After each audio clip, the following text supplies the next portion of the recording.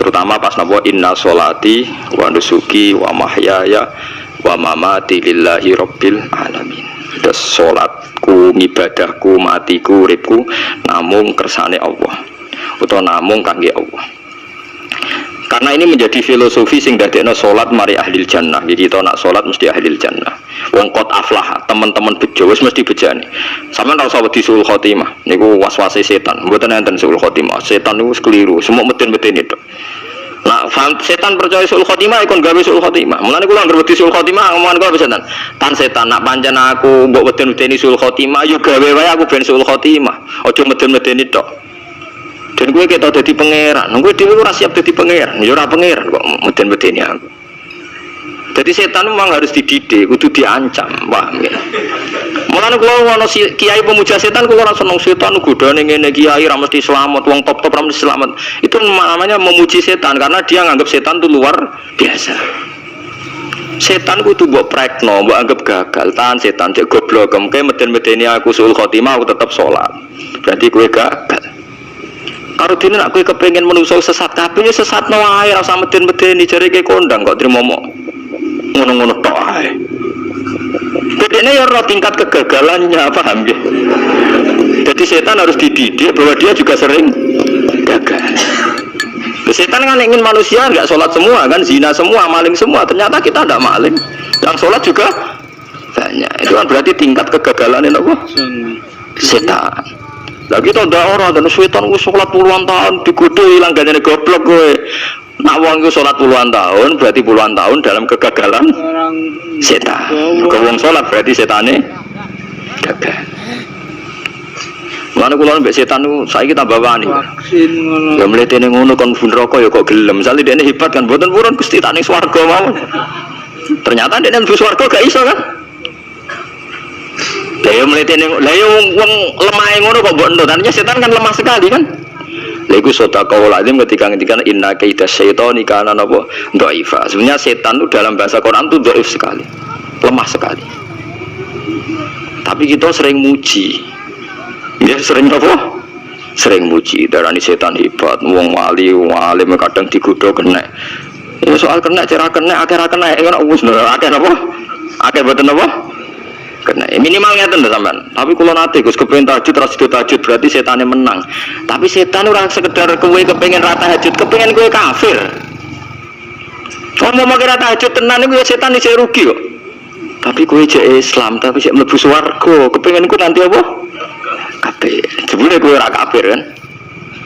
Mulane ana ulama nak tangi turu gak tahajud, ndekne nangis. Angger kae gak tahajud nangis. Terus matur mbek pangeran, Gusti kenging napa kula mboten kasil tahajud.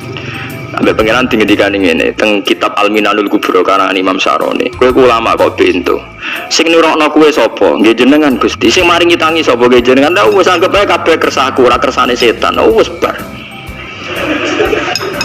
Mulane kula mati tahajud keterusan ya tenang mawon kula duwe ilmune, Kowe ulama kok pintu. Sing nurono kowe sapa ki jenengan Gusti? Sing nangene sapa ki jenengan kula iya sak kabeh ku sing ngersakno aku rido ra wis bar. Baru aku. Mulane kena tangi ra di tahajud ki rido mawon. Apa meneh sebedino.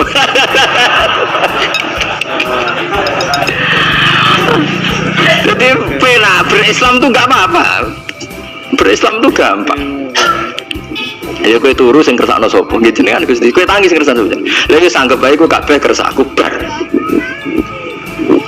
Paham ya, terus nak wae tahajud ya tahajud yo kersane pangeran. Ra tahajud ya ra tahajud yo kabeh kersane napa? Pangeran. Nek mboten maksiat mun sae, nek mboten napa maksiat. Mun jenengan ngandel kula. Inna sholati wa nusuki wa mahyaya. Lah ini sing titik tekane teng wa mahyaya. Ngeten misale. Urip niku kabeh kersane Allah. Carane mikir ngeten. Tiang-tiang sing jaduk-jaduk dhisik ya mati. Nabi nggih kapundhut, tiang-tiang soleh nggih kapundhut, tiang-tiang dolim nggih kapundhut. Kalau betul mereka ingin menjaga kehidupan, berarti kalau betul mereka kuasa kan tidak kapundhut. Hidup selamanya nyatane do mati. Berarti urip mati namung kersane Allah. Terus misalnya sampean berpikir lalu sumber nak wis dadi lemah carane tangi piye lah, ini yang penting kula aturaken teng ngaji mriki. Kalau sederenge ngaji nu sering akhir-akhirnya sering sholat maca ayat liyahlika man halaka am bayyinati wa yahya man hayya am bayyinah. Tugasnya ulama itu jelasno ayat-ayatnya pengiran. Sampean saya kita bedai. Sekarang sampean Anda hidup itu tahu alasannya enggak? Kenapa Anda hidup? Enggak tahu kan? Kenapa kita masih hidup? Enggak tahu. Kenapa Anda wujud juga enggak tahu. Kita pernah enggak ada, tahu-tahu ada juga enggak tahu alasannya kenapa. Yang jelas di luar ikhtiar kita. Setelah kita katanya punya akal ya, saya bilang lagi loh. Setelah kita katanya punya akal terus bilang kita masih hidup karena orang kelindes truk, karena enggak kena penyakit, karena jantung kita normal, paru-paru kita normal. Terus kita bilang hidup. Jadi kita atas nama kebodohan bilang kita hidup karena jantung kita normal, paru-paru kita normal, semuanya normal. Maka kita hidup. Nah ditakoi, lalu kapan kita mati? Setelah jantungnya rusak, paru-parunya rusak, terus kita mati. Tapi orang yang sama kalau ada bilang berarti yang menjadikan hidup itu jantung dan paru-paru. Lalu berarti zaman kita belum hidup itu jantung dan paru-paru harus ada dulu karena itu yang bikin hidup. Ya ada juga, dulu ada juga. Loh ya kalau jantung dan paru-paru semuanya normal menjadikan kita hidup, berarti jantung dan paru-paru harus wujud dulu karena itu yang menciptakan kita hidup. Ya ada juga yang tidak tahu. Paling-paling nanti statusnya paru-paru jantung hanya dipakai alat Tuhan untuk menjadikan ada kehidupan yang kita kira ada. Padahal sebenarnya kehidupan ini juga enggak ada karena kita tidak tahu. Sing darani urip apa ora roh. Roh mana nih urip apa? Ulama kabeh sing alim-alim darani urip apa ora mati ngono tok jawabane. Perkarane ora iso jelasno. Mulane ning Arab al hayat bidul mamat sing darani urip iku ora mati. Karena nggak bisa dijelaskan. Coba Anda menjelaskan. Kowe urip ku sebab apa? Ada nyawanya. Nyawa itu di mana? Terus dia tempatnya di mana? Oh, tempatnya di jantung ini saya. Oh, suara iso dijelasno. Nah, ketika hidup Anda tidak bisa Anda jelaskan, kudune sampeyan waya tangi sangka kubur juga gak bisa dijelaskan. Karena wujud kita ya datang tanpa diundang dan tanpa ikhtiar kita. Nanti tangi sangka kubur ya orang nganggo ikhtiar sama kan? Sama-sama ada kesimpulan lillahi rabbil alamin. Nah, tapi manusia atas nama akal sawangane hidup ini ada alasannya. Karena kita ditangi ada bapak ibu terus kita jadi wujud. Lucu kan? Hidup ini disebut ada sebabnya. Tapi nanti mati sangka kubur terus tangi meneh dianggap nggak punya penyebab. Alasannya sudah dilemah kok. Ono meneh carane piye? Lah zaman kuwi ora ngono. Dadi ono saiki. Carane piye? Makanya kalau suruh balik-balik bilang jika tangi sangka kubur iku muhal, berarti wujudnya Nabi Adam dan wujud yang sekarang lebih muhal karena tanpa sebab. Dia tanpa apa? Sebab. Enggak tuh, aneh Nabi Adam mbek sampean saiki no. Dadi roh gentayangan bisik kopo cucuk dadi sakmen lagi. Do diutang di kasus do demenan. Aneh budi. Aneh wujud yang sekarang karena wujud nanti ning ora-ora masar wujud dari wujud yang sudah ada. Sementara wujud kita yang sekarang dari tidak ada. Lain mulane pangeran di dina wa hal ata alal insani hidum minat dahri lam yakun syai'am mazkura. Manusia itu harus ingat bahwa dia pernah ada. Ya, dari tidak ada ini menjadi ada adalah ayat bahwa wujudnya dia tidak ikhtiarnya dia sendiri. Mulane setan dinyak pangeran. Karo dene kok nyembah setan, ma asyadduhum khalqas samawati wal ardi wala khalqa anfusihim. Wa ma kuntum muttakhidhal mudillina aduda. Setan kok mbok diwak-diwakno piye? Apa setan melok gawe langit bumi? Ora. Apa setan gawe awake dhewe? Ora. Umpama setan gawe awake dhewe mesti dekne milah berpenampilan ganteng, gerduwe elek kabeh, wewe ge elek kabeh. Umpama dekne gawe awake dhewe milih dadi napa? Ganteng. Mulane tiyang sing pun wusul nak roh setan mlebu neraka. Wah berarti setan ra hebat, mletene ngono jebule milih nggon neraka. Kudune nak hebat kan milih nggon apa? Swarga. Lha niku mun kersane pangeran ikut setan dakok neraka, nak wong apik dakok swarga. Lah iya trimo diatur kok botol ngono ae kan. Hanya jika Anda bilang wis kersane pangeran setan dakok neraka, berarti setan mau koyok botol, koyok watu sing ditata sing duwe. Berarti setan ndak siapa? Siapa? Sama dengan kita ada siapa? Siapa? Lam yakun syai'am.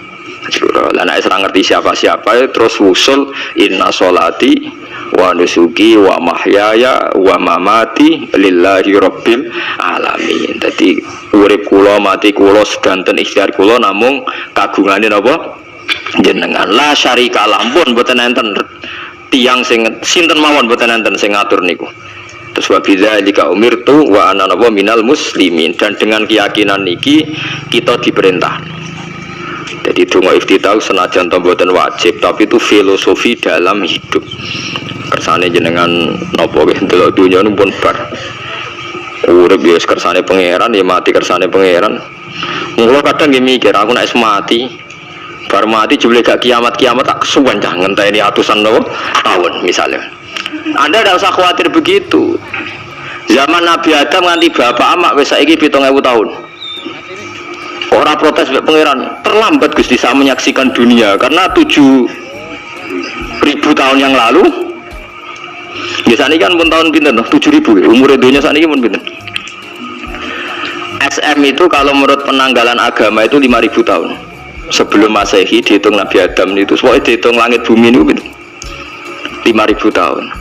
Nah saat ini tahun 2000 sekitar 7.000 tahun. Padahal wonten sing ramal umur dunia pinten 7.000 tahun. Jadi enak sing mun diutang-utang mun beres nih mun bar nih mun dianggap bar nih mun ta ini. Jarine to. Dieling-eling nggih kula suwun senajan to ilmu niki mun lazim diyakini tiyang Islam. Tapi sampean ulang-ulang. Kados srengenge misalnya kula nek delok srengenge niku eling. Berarti urip ning swarga selawase-lawase iku mungkin. Karena Allah bisa menciptakan benda yang begitu panas tapi punya daya tahan atusan tahun. Kemudian acara discovery ya nak ngitung malah jutaan tahun yang lalu, malah mau bawa hitungan konti wajar dinosaurus 400 juta tahun. Padahal agama nanggali bumi namun pinten 5.000 tahun sebelum nopo Masehi. Tapi nak cara ngomong ilmuwan jutaan nopo sing ngitung lho sopo terus apaan terus. Nah begini saja, kalau sampean melihat matahari misalnya, matahari itu kan bahannya panas sekali. Ternyata Allah bisa mengelola matahari seawet itu ribuan tahun. Apalagi ngelola kita ini untuk abadi lebih gampang karena bahannya tidak panas, nggak gampang rusak, terus gampang direproduksi, maksudnya gampang digantikan, maksudnya yang di masalah kan kena. Wah rohin udah anak keriting agak kok putune kan gampang. Lagi kalau mikir mau gampang ya, misalnya buaya gitu masyhur dianggap hewan purba yang terlama. Manusia hilang wis ketok angel, misalnya kayak boyo mati ana anake meneh, anake ana anake. Nabi Adam kan ngoten. Wong sitok di ketahanan sampai saiki, gonta-ganti wong. Artinya berarti ada gen Adam yang abadi sampai sekarang kan, karena setiap manusia sekarang berarti ada gennya ada. Artinya Allah memberi contoh betapa Allah bisa ngatur supaya fisik manusia gen ini abadi. Buktinya Adam nganti saiki kan masih kan? Lho nggih to, pasti di antara jasad kita kan ada unsur Adam. Lah ya Allah gawe surah, apa meneh kowe sampeyan ning swarga ning neraka, Allah tetap punya cara untuk bikin abadi. Piye carane? Tapi melihat Nabi Adam nganti tok sampeyan kan ana bukti Allah duwe cara ngabadekno unsur Adam. Karena tidak mungkin kan dalam diri kita sekarang nggak ada unsur sinten? Adam. Sama ora oleh bantah. Tapi Adam piyambak kan pun kapundhut. Tetapi Adam yang sekarang sampai sampean saiki. Mbok tapi ya ora roh sampean sing turunane Qabil apa sing ora roh soe cek ngono ae. Wong jarene cerita Qabil iku lahire ning swarga. Dirabekno mbek Labuda sing lahire ning bumi. Labuda ku elek gembrot. Habil lahire ning bumi rapati ganteng, dirabekno Iklima sing wayu. Lahiran swarga. Sire Qabil gak trimo, wong aku cah ganteng kok dintokno cah elek. Mulane saiki nek ana cah ganteng dintokno cah elek ra trimo ya kaya Qabil. Lah tapi enggak pikirane Nabi Adam ya ora rono ben silang ben sedengan. Mergo nek elek entuk elek kan malah musibah kan. Saiki anake ra melok dosa tapi eleke dobel. Misale kriting entuk kriting, elek entuk elek, fakir entuk fakir kan ya memperparah to nggih. Cara kula njen haram, elek entuk elek rabi cara kula haram. Saiki anake kan ora apa-apa ujug-ujug elek banget ora cuma elek napa? Elek napa? Banget. Jadi cerita kan ngoten, walhasil akhirnya tukaran, mergo Qabil gak terima. Pas tukaran dipisah Nabi Adam. Angger sing takor rupe sukses berarti ikhtiare bener. Ayo. Susah kan? Tanya Google yuk, klik mic-nya, cara memak. Ayo mau Habil nyembelih wedhus, sing Qabil seneng buah-buahan.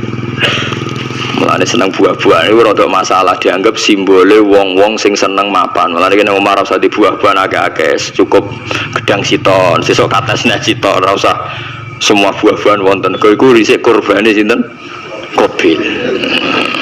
Tapi sing melarat teman-teman yo keliru, dhisik Habil saleh iku omahe cek penuh daging, paham ya? Perkarane kurbane cek wedhus. Ora pitik, mergo bedigasan pitik nu. Jadi ada sebuah toreko sing ngaramno anak buahe mangan pitik. Perkarane wong ku kelakuane kaya sing dipangan. Ya repot awak tadi. Repot. Ya repot lah ngono terus repot. Berarti nek sing mangan welut tak bulet. Ngono berlebihan, toreko ngono napa? Berlebihan biasa mawon. Kula nggih boten fanatik gitu biasa. Saya kalian kula ora seneng mangan, jadi kan unsur hewani saya kan ndak banyak. Kula rapati seneng napa mangan.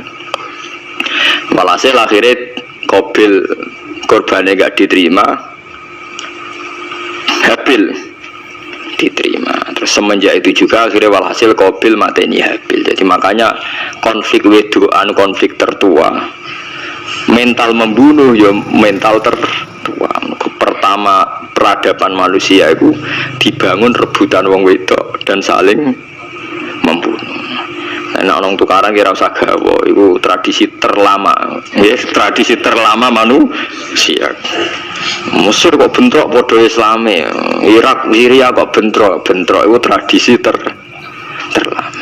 Demi betulan di ruang itu kanan, tradisi terlama, biasa. Jadi biasa mawon urip napa biasa. Sekabeh kejadian yang tadi gini, wa inna sholati wa nusuki wa mahyaya wa mamati lillahi rabbil alamin. Macam-macam ya nanti yang tasawuf ngartekno kabeh ku kersane Allah. Nanti yang fikih ngartekno semua ibadah kita diikhlasno ora golek imbalan, namung kabeh dipersembahkan kangge Allah. Cuma teori fikih ini ada kelemahannya, kesannya Allah itu butuh kita kasih. Padahal kita bisa sholat yang nganggo hidayate pangeran, iso zakat yang nganggo donyane pangeran. Kok kowe ngrasa zakat itu donyane sapa? Nah, sing bener gitu teori tasawuf, kita iso sedekah ya kersane pangeran. Sing kita sedekahno nggih donyane pangeran. Berarti lillahi. Nah, jadi lillahi ta'ala artinya nak cara tasawuf itu bahwa semua kebaikan kita ini karena Allah, karena hidayat Allah. Nah, cara fikih boten kesannya kita yang berbuat lalu kita ikhlaskan Allah. Tapi pertanyaannya kan kita bisa berbuat tuh pakai fasilitas apa? Hidayahnya Allah juga kan. Nah, makanya ilmu tertinggi dianggap tasawuf, karena tasawuf ini yang benar-benar lillahi rabbil alamin. Tapi fikih juga baik karena uang kan seneng gier tuh, namanya aku alhamdulillah berzakat. Muni aku alhamdulillah berzakat itu kan jora jelas. Muni aku ngrasa dekne pelakune, muni alhamdulillah kersane Allah itu ya bahasa paling gak jelas. Tapi apa muni ngono, aku alhamdulillah bersolat. Ya pamer nak aku bersolat, tapi ya ngakoni nak kabeh kersane Allah. Lah nak kersane Allah sing dipamer apane kan ya ora jelas ya. Ya tapi itu apik lah. Muni apa? Aku alhamdulillah bersolat itu ya bahasa gak jelas, ya gak jelas juga bahasa itu, tapi ya ben ngono. Paham ya, lengi-lengi terus sholat niku ini yang keempat kalau ceritani hikayatu sholatil khosiin. Saya baca di beberapa kitab Sayyidina Umar niku dipanah. Panah niku rak wonten mata pancing. Jadi nak melebu niku ditarik sakit, nggih. Nak ditarik napa? Sakit sekali. Ditarik dokter paling canggih pun sakit. Akhirnya Sayyidina Umar kondo, engkau tarik pas aku sholat. Kalau aku naik sholat itu lali tenan, pas beliau sholat ditarik ubah blas, ditakok iku jenengan ora krasa blas ora. Mosok aku ning ngarepe pangeran eling pangeran krasa lara kan dadi aneh. Tapi alhamdulillah kowe krasa, sing aneh ya kowe wong sowan pangeran kok roh ana wong liwat ya roh. Jadi Sayyidina Umar, jadi khusuke Sayyidina Umar nganti dipanah, ditarik wak kangelan. Loro, pesen ning kok aku tarik pas sholat. Mulane ora ana sahabat mati kecuali pas sholat. Mergo pembunuhe roh paling lengah iku pas sholat. Umar dipateni pas sholat. Aku yakin wong nakal mateni kan pas sholat ra iso yakin, aku yakin. Plengane ngono jibi. Semasa sholat tetap siaga ya. Iku sirine kena apa Umar dipateni pas sholat. Kok musuhnya ku ngerti sahabat itu paling lali nak pas sholat. Sayyidina Ali